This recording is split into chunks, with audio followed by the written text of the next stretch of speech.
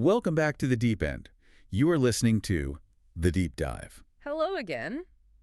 If you are here, plugged in, listening, it's probably because you're the kind of person who looks at a brick wall and, wonders what's holding the bricks together. You aren't satisfied with the surface level stuff for anything, really. Yeah. You want to know what's under the hood of reality. And today we are definitely looking under the hood. I think we're taking the entire engine block apart, piece by piece. And maybe realizing there was never an engine there to begin with. Huh. Okay, I have my metaphysical wrench ready. We're settling in for what I like to call a late-night deep talk session. I know the vibe. You know the one, it's like 2 a.m., the world's quiet, maybe it's raining, and you're just staring at the ceiling and suddenly asking, who am I? Exactly. So get comfortable. We're going to get a little weird today, but Yeah. in the best way possible. It's definitely deep material.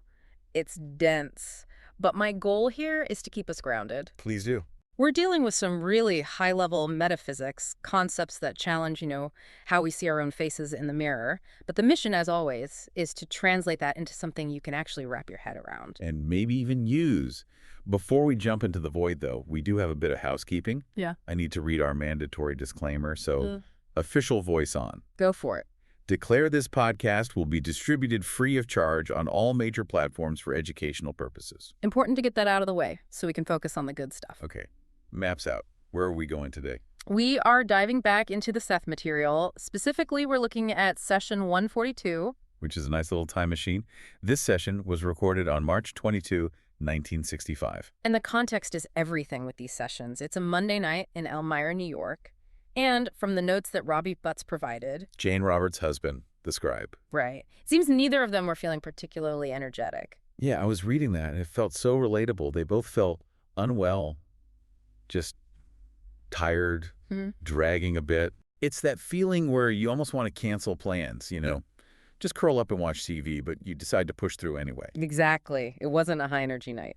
And Seth, the personality Jane is channeling, he picks up on this immediately. What's the first thing he says? The very first thing is, you do not seem in the mood for much action this evening. Which is just incredibly ironic, isn't it? Oh, completely. Considering the entire session ends up being this huge deconstruction of the definition of action with a capital A. It is. It's classic Seth humor. We're drawing all this from the early sessions. Book 3 of the Seth Material, which is published by New Awareness Network. And our mission for this deep dive is pretty specific. It is. We are going to deconstruct Seth's definition of the self. And let me tell you, if you think the self is just the thing you see in the mirror or the name on your driver's license, you are in for a ride. A big one. We are moving away from the idea of the self as a solid thing and toward this mind-bending concept of the self as action. Shall we begin? Let's do it. Okay, so session 142 kicks off with Seth circling back to a definition from a previous session. He really wants to make sure Jane and Rob, and by extension us, really get it. He says the self, or a self, is not any particular thing. Right. Not a thing. And he acknowledges how difficult this is for us. We're so used to things having boundaries. A chair is a chair because it stops being a chair at the edge. A cup is a cup because it has a rim. Exactly. But Seth says the self has no boundaries to enclose it within safe confines. Which I have to admit immediately triggers a bit of an identity crisis for me. Yeah. If I don't have boundaries, how do I say, here is me? Right. Where's the line? If there's no fence, don't I just spill out into everything else? Am I the chair? Am I the air? Well, that's the primal fear, isn't it? That without boundaries, we just dissolve. We equate our definition with our limitation. Yes. But Seth just flips that logic completely. He argues that if the self did have boundaries, if it was enclosed, You'd be stuck. it would be limited. It couldn't grow. He says, and this is key, this lack of boundary allows for possibilities of development and expansion that would be impossible with a limited self. So the lack of a fence isn't a vulnerability, it's an invitation. Precisely. Yeah. It's all about potential. And he clarifies, just because it has no boundaries doesn't mean it's nebulous or vague. It's very real. It just operates differently. It just operates differently than a physical object. It's more like a field, not a particle, if you want a physics analogy. This leads us to the core paradox of this session. And I love this part because it sounds like a riddle you'd hear from a Zen master on top of a mountain. It really does. Seth talks about how the self creates continuity. Yeah. And the quote here is so essential. I want to read it slowly so everyone can really absorb it. Seth says, The self constantly changes. Okay. The self at any given moment is not the self that it was, yet it is that which it was, since it is that which changed. Okay, let's unpack that. It is that which changed. That just, Oh. it makes my brain hurt a little bit. Think about it this way. If you're a static object, like a rock, you don't really change much, you just sit there. Right. But consciousness is a process. The you that is listening to this right now is slightly different from the you that started listening 5 minutes ago. You've had new thoughts. Your cells have shifted. Right. The me of 5 minutes ago didn't know about this action concept yet. The me of now does. So I have changed. But I still feel like me. I don't feel like a stranger. Exactly. You're still you. But why? Because the continuity isn't in the stasis. The continuity is in the change itself. I am the thing that's doing the changing. You are the verb, not the noun. That's good. Like a river, right? Heraclitus. You can't step in the same river twice. The water is different. The banks are shifting. Yeah. But we still point at it and say, that is the Mississippi. That is a perfect analogy. The Mississippi is the name we give to the flow, not to the specific water molecules. Or think of a melody. This is one of my favorite ways to visualize it. Okay, lay it on me. A melody isn't a single note. If you play one C on a piano and just hold it forever, that's not a song, it's just a tone. Right. A melody is a sequence of changes in pitch and rhythm. It implies movement. If you froze a melody in one spot, it stops being a melody. It needs the movement to exist. So Seth is saying we're more like a song than a statue. Yes, we're a composition in progress. And this brings us to his specific term for this. He defines the self as action. And he says, action contains within itself its own comprehension. That is a heavy phrase. Action contains within itself its own comprehension. What does that even look like practically? It suggests that consciousness isn't something that sits on top of action, like a rider on a horse watching it. The movement itself is the knowing. So it's self-aware motion. You don't need a separate brain to analyze the movement. The flow of the energy itself is aware. Like if you're dancing, you aren't thinking move left foot. You are the movement of the left foot. The comprehension is baked into the doing. It is. And because this action is the fundamental nature of the self, it completely changes how we have to think about things like memory and time. Oh, this is where my brain really started to melt reading the session. Because if I'm always changing, if I'm just this flow of action, how do I remember who I was? Where's the file cabinet? Seth is very clear. We need to ditch the file cabinet metaphor. We love that idea of the brain as a library or a hard drive where memories are stored in slots. It's easy to visualize. It is, but Seth says, because there is no time, as you think of time, we will not say that action retains a memory of all its previous actions. For this would be misleading. So, no memory, that just seems wrong. I remember breakfast. I remember my first car. You have access to the information, but not in the way we think of storage. He says action possesses capsule comprehension. Capsule comprehension. Okay, that sounds like a sci-fi tech from Star Trek. Yeah. Captain, I'm picking up capsule comprehension in Sector 4. It does, doesn't it? But it's a way of describing simultaneous awareness. Because in Seth's view of reality, time is simultaneous. Everything is happening at once. Okay. The self isn't remembering the past as something dead and gone. It's simply aware of all of its parts existing at the same time. So the me that was 5 years old isn't gone. That me is still happening, just in a different capsule of reality. Correct. Seth says action is aware of itself in all of its spontaneous and simultaneous workings. And he lists what this includes. Which is? The self you are now, the self you were in past instances in this existence, and even previous existences. So past lives. Yes, past lives. But also, he adds, the myriad selves that you are now in various perception experiences unknown to the ego. And get this, he mentions future selves too. He does. He says, your self is all this, as well as the selves that you would call future selves. This is just wild to think about. I'm sitting here worrying about my future self, wondering if I should eat that extra slice of pizza because my future self might regret it. We've all been there.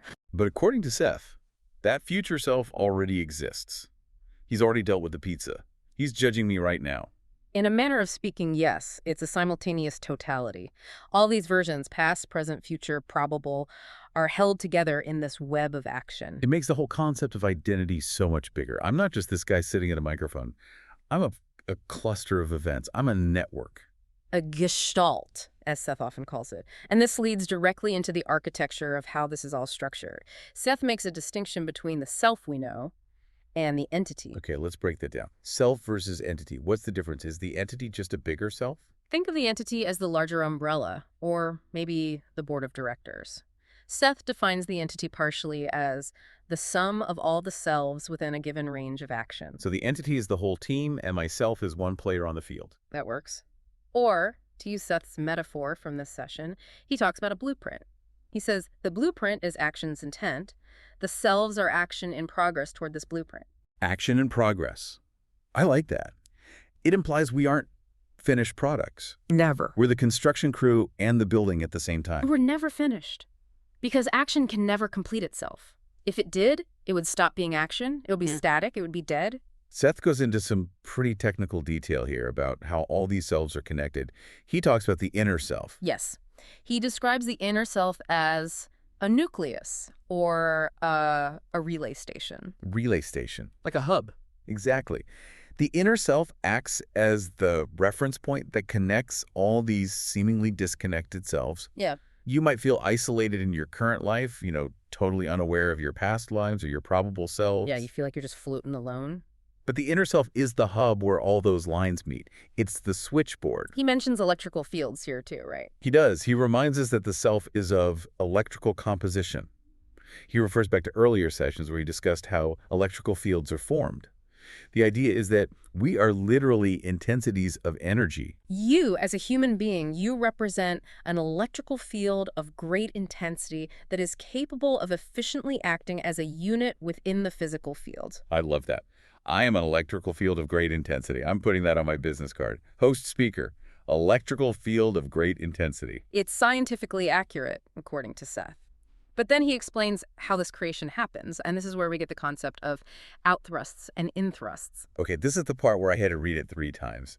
It sounds super complex like physics, but when you visualize it, it kind of makes sense. Let's try to visualize it for everyone. Yeah. Imagine action, this raw creative vitality just thrusting out where it wants to materialize completely, it wants to express everything that it is. Right, so boom, outward expansion. Yeah. Like an explosion of potential. But because action is infinite, it can never fully materialize. It can never finish the job. There's always more potential than there is manifestation. Right. So what happens when that outward force hits the limit of what it can create in that one moment? Bounces back. Essentially, Seth says it results in an inthrust. It turns back in on itself, not into nothingness, but into itself. And that friction, that folding back, it creates something new. Yes.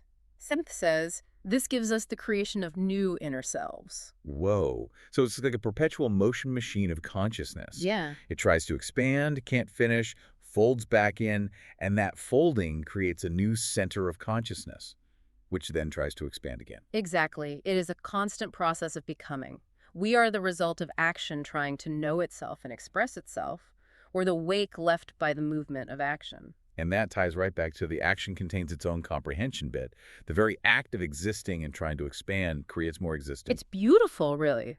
It means we aren't accidents. We are the inevitable result of energy-seeking expression. Now, this brings us to a part of the session that felt surprisingly relevant to sociology, or politics even. I didn't expect it either. Which is not what I expected from a metaphysical text from 1965. You mean the ego and nationalism analogy? Yes. This blew my mind. So we've established that the true self is this huge, expansive electrical action. But then there's the ego, the part of me that worries about paying taxes and, not saying the wrong thing on a deep dive. Seth is very fair to the ego here. He doesn't say it's evil or that you should kill the ego. Yeah. He calls it a necessity within the physical field. You need an ego to navigate 3D reality. You need to know where your body ends and the bus begins. Right. I need to know that I am driving the car. I can't just merge with the highway. That would be bad for insurance rates. But Seth says the ego is in a state of becoming. It's changing. And here is where he drops that fascinating metaphor. He compares the ego to the concept of nationalism. Okay, break down that parallel for us. Think about the history of nations. Seth argues that nationalism was once necessary for man's development. It helped organize people. It aided survival. It created structure. Sure. Tribes became city-states. City-states became nations. It allowed for cooperation bigger than just families. You could pool resources. But, Seth says, it is already growing passé and perhaps even mitigating against survival of the species. Which is a bold statement for 1965, right in the middle of the Cold War. Very bold. He's saying that clinging to these rigid national borders is becoming dangerous. And he says the future is worldwide brotherhood, a view of man as a species. So he's mapping this onto the human psyche. The ego is like a country with closed borders. Exactly. The ego sets up these imaginary fences to protect itself. It thinks, if I let the outside in, I'll lose my identity. I'll be invaded.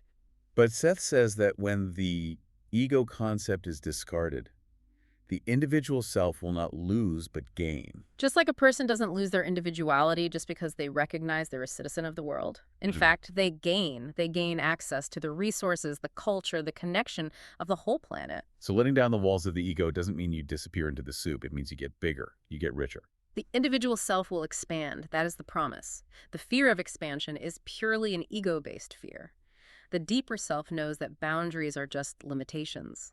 I love the image Seth uses here. He talks about how the self doesn't need imaginary fences to protect its privacy. It's like, imagine buying a beautiful infinite meadow. It just goes on forever. Yeah. And then you build a little chain link fence around a 10 by 10 square in the middle and refuse to leave it because you're scared of all that open space. That is a perfect analogy, and the ego stands by the fence, patrolling it, terrified of what's on the other side. Meanwhile, the entity, or the inner self, owns the whole meadow and is just waiting for the ego to open the gate. And Seth even notes that we can't just overthrow the ego overnight. Just like we can't dismantle nations overnight. It has to be gradual. Gradual growths of understanding. It's an evolution, not a revolution. Right. We use the ego as a handy reference point, but we stop letting it run the whole show. We stop letting the Border Patrol dictate foreign policy. Precisely. We stop letting fear dictate our reality. I want to pivot a bit here to the physical reality of this session, because while all this high-concept philosophy is coming through,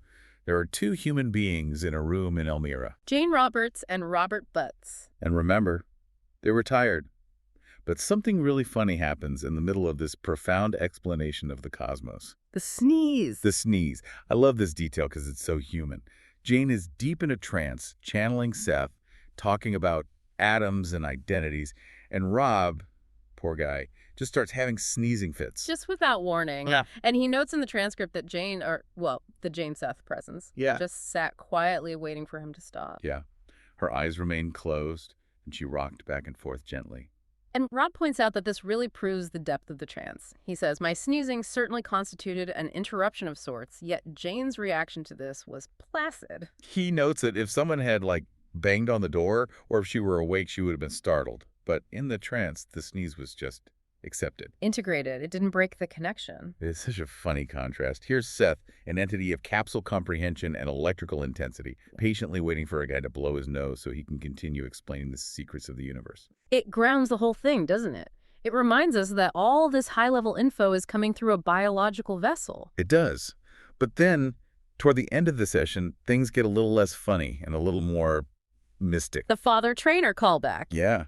Tell us about this. Jane's voice changed. It did. Toward the end of the session, the delivery became much more rapid, and Jane later reported feeling carried away. She compared it to an experience she had a month prior, back in February '65. The one involving a personality called Father Trainer. Right. And in that previous experience, her voice had become incredibly loud, right? Like a booming male voice that wasn't Seth. Yeah.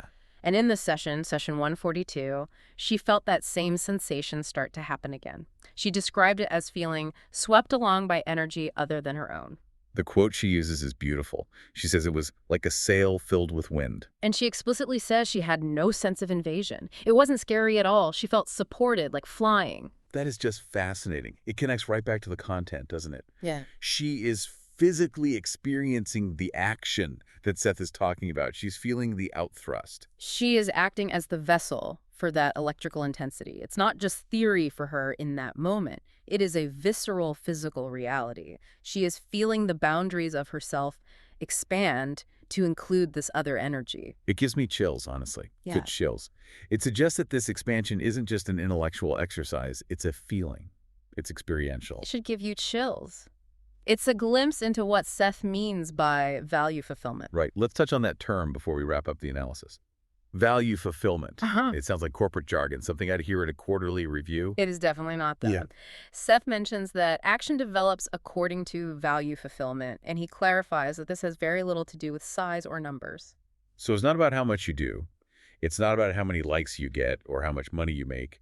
No, it's about the quality of the consciousness, the depth of the experience. Action working on itself becomes consciousness. The goal isn't just to make more stuff, the goal is to increase the quality of awareness. So let's bring this all home. We've talked about electrical fields, fluid identities, nationalistic egos, and cosmic blueprints. But the listener's probably, driving to work or folding laundry right now. The so what question. Yeah. Why should I care that myself is a simultaneous totality? Mhm. How does that help me get through a stressful Tuesday? I think there are three huge takeaways here that are really practical. First, it offers a tremendous sense of freedom. Freedom from what? From the trap of your past. If you believe you're a static thing that's defined by what happened to you 10 years ago, you're stuck. You're a statue with a crack in it. Hmm. But if you are action, if you're constant change, then the past doesn't own you. You are creating a new self in every single moment. That's incredibly liberating. I am not the mistakes I made. I am the action of moving forward from them. Second, it offers connection. You aren't isolated. You're part of this larger gestalt. The loneliness that the ego feels, it's an illusion. You're plugged into a network of your own greater existence. A relay station. I can tap into the hub. Yes. And third, and maybe this is the most important one, fear reduction. Because of the fences. Exactly. We spend so much energy defending our little ego territory. We get offended, we get defensive, we worry about our status. Seth is saying, you can drop the defenses. The fences are imaginary. Expanding your sense of self, empathizing with others, considering new ideas, changing your mind, that doesn't mean you're dying. It means you're living. Dropping the defenses leads to expansion, not annihilation. That's the bumper sticker right there. It transforms the world from a threat into a playground for the soul. I like that. A playground for the soul. And remember, value fulfillment. You're here to experience the quality of life, not just to tick boxes. This has been dense, but in a good way. Like a really rich chocolate cake? Or a very complex electrical field. Or that. Let's recap the big hits before we sign off. Okay, so first, you are not a static thing. You are action. Second, time is simultaneous. Your past is just another aspect of your now, and it's accessible through the inner self. And third, the ego is like an outdated border control. It was useful, but now it's time to start opening the gates to the wider worldwide brotherhood of your own consciousness. And if you want to go deeper, and frankly, we've only just scratched the surface of what's in this one session, you have to go to the source. Highly recommended. Do not just take our word for it. Study the Seth Material books for yourself. The real nuances are in the text. You can find them and support the publishers at the New Awareness Network. The website is sethcenter.com/the-early sessions. That's sethcenter.com/the early sessions. Go buy the books. They look great on a shelf, and they might just rewire your brain. It's an investment in your own capsule comprehension. Before we go, we like to leave you with a final thought, a little provocation for your brain to chew on as you go about your day. We talked about how the self changes completely every moment. Right. It is that which changed. So ask yourself this. If your self changes every microsecond, what is the one thing that actually stays the same? Is it the pattern of you, or is it the energy of you? And here's a challenge. What would happen if you let down the nationalistic borders of your ego for just 1 hour today? What would you let in? Something to think about. Keep expanding, everyone. We'll see you the next deep dive. Yeah, bye.